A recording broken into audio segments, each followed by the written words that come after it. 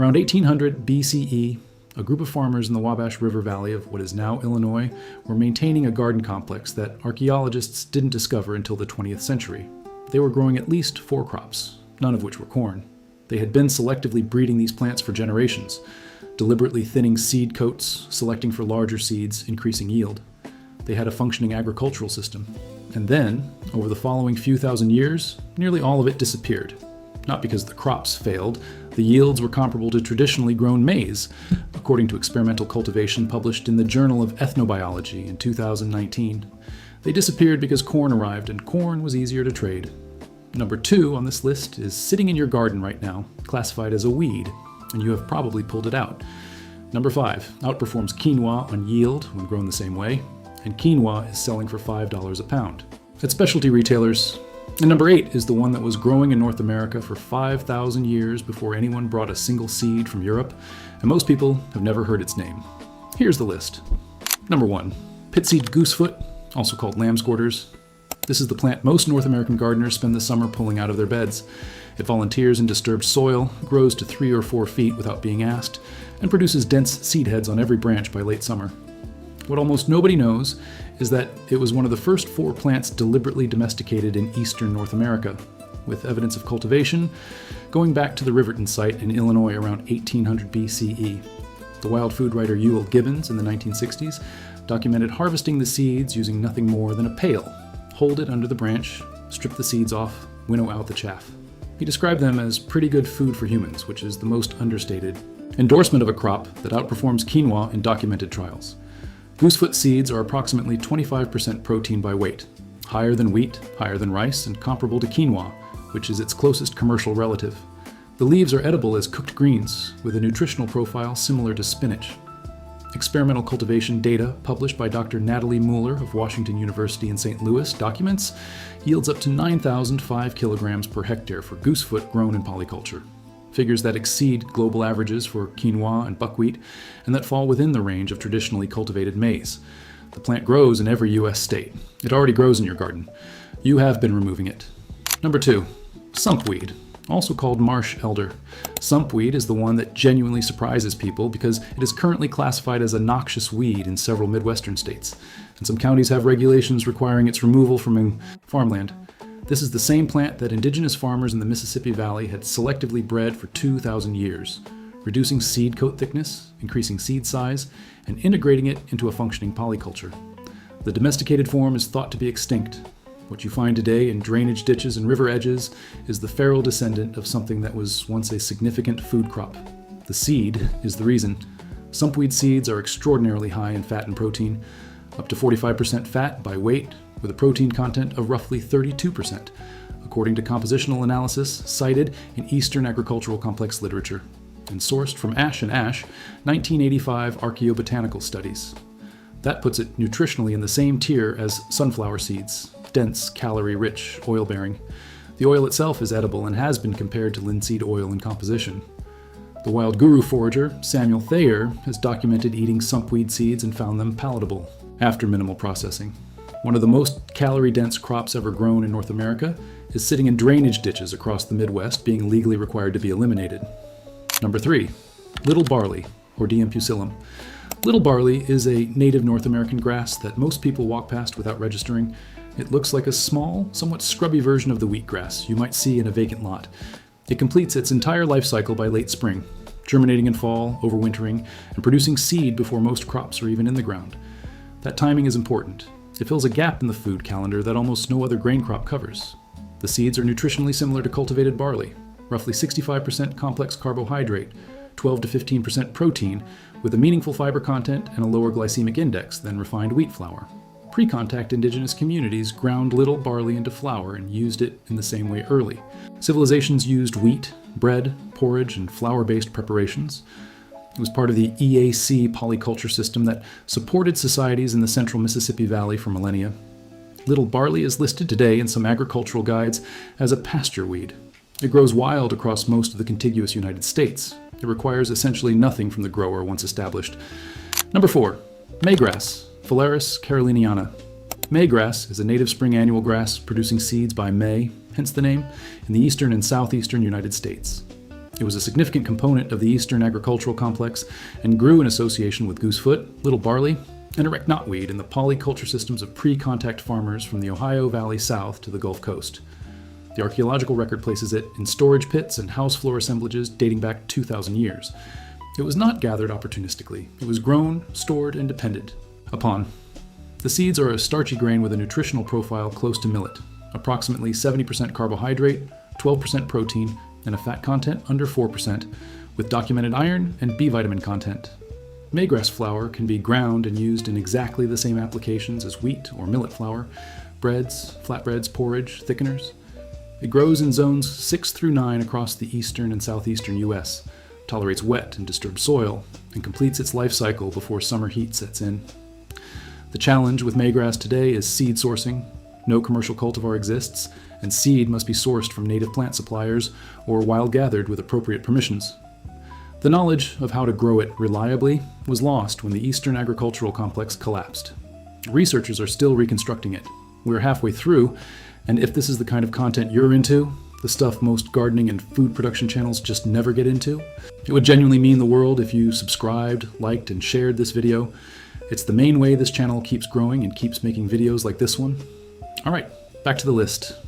Number 5, Erect knotweed, Polygonum erectum. Erect knotweed is not the Japanese knotweed that spreads 7 meters underground and destroys retaining walls. This is a native North American species, annual, well-behaved, and grown intentionally. That distinction matters because the name knotweed now carries baggage from the invasive species conversation that has nothing to do with this plant. Dr. Muller's 2017 research in the journal Novon formally documented a domesticated subspecies, Polygonum erectum subspecies watsonii, that is now considered extinct, the cultivated form having reverted to wild type after abandonment. The seeds are starchy, mild-flavored, and nutritionally comparable to buckwheat, roughly 60% carbohydrate, 13% protein, 3 to 4% fat, with a balanced amino acid profile and a meaningful mineral content including iron and magnesium. Grown in polyculture with goosefoot, Erect knotweed produced yields that Muller's Journal of Ethnobiology paper describes as higher than global averages for their closest related domesticated crops. That is not an obscure archaeological curiosity.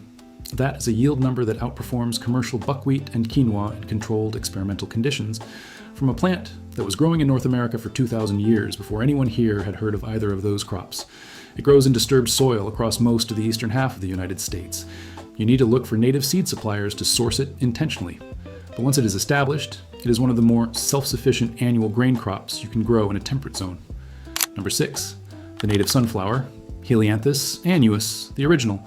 This one surprises people because they think they know what a sunflower is. They do not know what a sunflower was. The sunflower growing in North American gardens today is a hybrid developed for commercial oil and seed production. The sunflower, domesticated by indigenous farmers in eastern North America starting around 3000 BCE, was a different expression of the same species, multi-headed, branch-bearing, producing dozens of smaller seed clusters rather than one large commercial disc. Those multiple seed heads could be harvested over an extended period rather than in one single mechanical pass. And the seeds were ground into flour, pressed for oil, used as a fat source in pemmican-style preparations, and applied medicinally. Nutritionally, sunflower seeds run approximately 570 calories per 100 grams dry weight, among the highest caloric density of any seed crop grown in North America. They carry roughly 21% protein and 51% of fat, primarily polyunsaturated.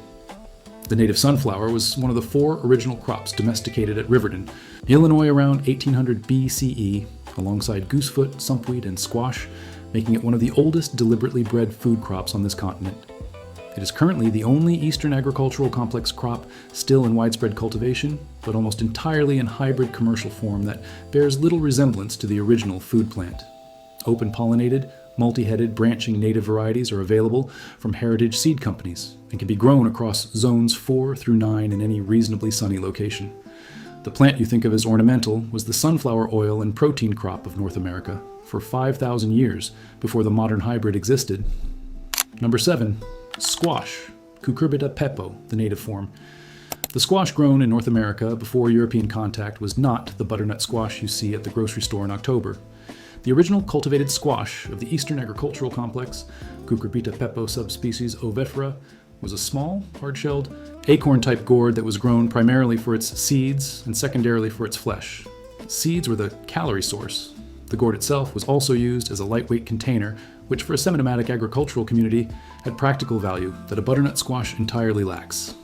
Squash seeds run approximately 546 calories per 100 grams, with 30% protein and 49% fat, nutritionally similar to sunflower seeds, and in the same tier as pumpkin seeds, which now sell for $8 to $12 a pound at health food stores. The flesh of native squash types, when the seeds were removed, was a secondary food source, providing carbohydrates, beta-carotene, and meaningful amounts of vitamin C and potassium. Squash was one of the original 4 crops domesticated at Riverton around 1800 BCE, making it one of the oldest North American food plants. Heritage varieties of the original ovifera type, acorn squash, scallop squash, delicata, are still commercially available and grow across zones 3 through 9. You're not growing an exotic lost crop when you plant an acorn squash. You are growing one of the oldest food plants domesticated on this continent, slightly updated. Number 8. Sumpweed's partner crop, the wild sunroot, also known as Jerusalem artichoke or sunchoke. The Jerusalem artichoke is native to central North America, was cultivated and traded by indigenous communities across the continent before European arrival, and was one of the first North American food plants sent back to Europe by explorers in the early 1600s. It was briefly popular in France, where it was called topinambour, and then gradually forgotten as the potato took over. The name Jerusalem artichoke has nothing to do with Jerusalem. The word girasole, Italian for sunflower, was anglicized by English speakers into Jerusalem. It is a sunflower with an edible tuber. That tuber is where the nutrition lives. Jerusalem artichoke roots contain inulin, a prebiotic fiber that feeds beneficial gut bacteria, at concentrations between 14 and 19% of fresh weight, making them one of the most significant prebiotic food sources in any crop. They provide approximately 73 calories per 100 grams raw, are meaningful sources of iron, potassium, and thiamine, and have a low glycemic impact due to inulin's resistance to digestion in the small intestine. They also produce a yield per acre that most root vegetables cannot match, 8 to 10 tons per acre annually, according to USDA and University of Georgia. Extension data on sunchoke production. This compares to potatoes at an average of 4 to 5 tons per acre nationally.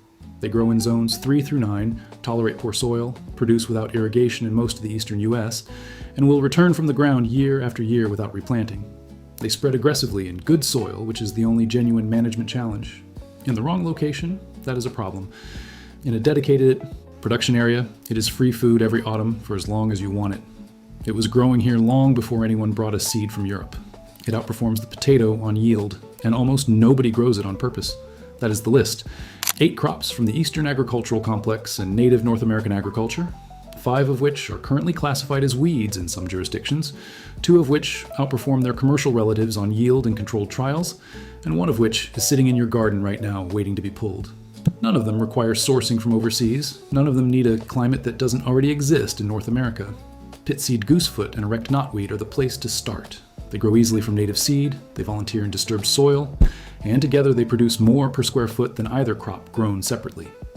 Jerusalem artichoke is the single lowest effort addition to any North American food garden with a dedicated patch of ground. Plant it once. Return in October. That's it for today.